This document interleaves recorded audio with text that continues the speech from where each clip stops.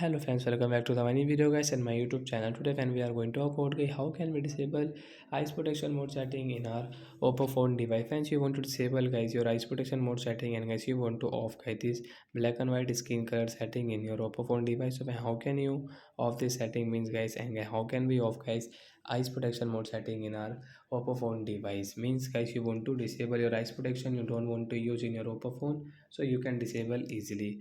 Well, you will have to on guys your phone setting. After on phone setting, we will scroll it, and then we will click on display and brightness setting. A display and brightness tap here. Again scroll guys. You can see your eye comfort means eyes protection mode setting guys. You want to disable guys. You can disable from the right side icon. After disable guys, come back and then you can see guys your skin color is normal. So like that guy, we can disable eyes protection mode setting in Oppo phone device. So that's it guys, thanks for watching the video. I hope friends you have understood how to disable eyes protection in Oppo phone device. So that's it guys, thanks for watching the video. Bye bye friends.